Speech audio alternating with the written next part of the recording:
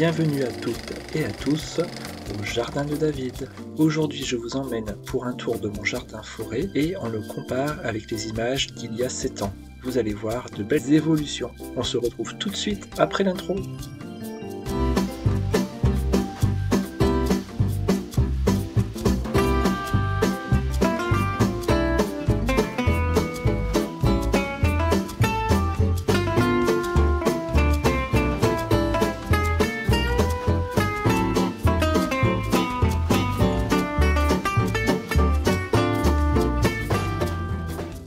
Pendant la vidéo d'aujourd'hui, je vous mettrai en haut à droite de l'écran les images de mon jardin il y a 7 ans.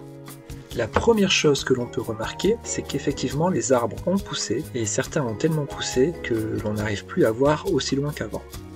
Chaque année, j'ai pour habitude de m'acheter quelques arbres pour Noël ou pour mon anniversaire. Vous verrez donc dans cette vidéo qu'il y a des nouvelles zones qui ont été créées ces dernières années et qui n'étaient pas présentes il y a 7 ans.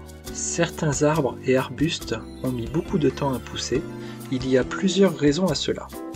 La première, c'est que j'achète souvent des arbres bien trop petits qui mesurent 10-20 cm commandés sur internet.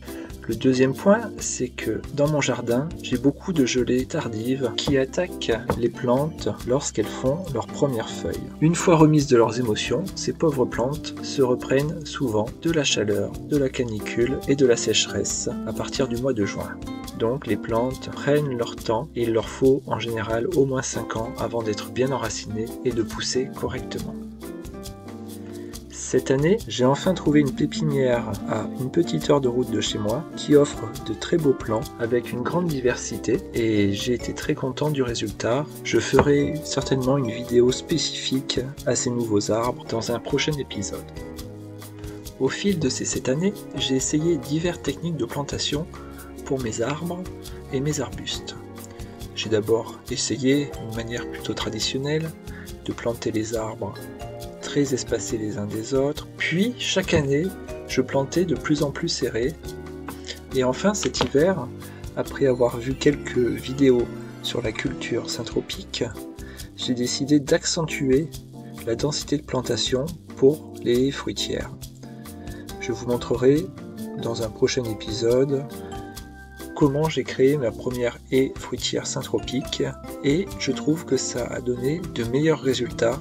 Vous allez voir également que les tuiles ont fait leur apparition dans le jardin. C'est simplement que j'ai refait ma toiture et au lieu d'aller porter toutes ces tuiles à la déchetterie, je les ai réutilisées pour faire des bordures. Elles sont pratiques car quand on les enterre un petit peu de façon verticale, elles limitent l'invasion par le chien-dent et autres mauvaises herbes rampantes. À certains endroits, j'ai également empilé quelques tuiles horizontalement afin de créer des sortes d'hôtels à insectes. Ces hôtels ne servent pas qu'aux insectes bien sûr, il y a parfois des petits mammifères, reptiles et autres petites bêtes du jardin qui viennent s'y réfugier.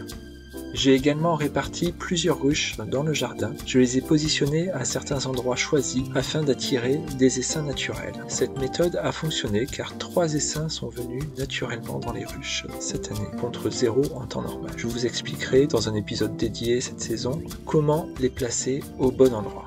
Le dernier changement important depuis 7 ans, c'est que j'ai divisé par 2 la surface du potager. Mais cette division de la surface m'a permis d'augmenter les rendements car j'ai planté plus densément et j'ai mieux entretenu cette petite parcelle qui a finalement été plus productive qu'une grande mal entretenue. Je vous laisse profiter de ces dernières images et je vous souhaite une bonne journée. Je vous dis à très bientôt. N'oubliez pas de liker et de commenter.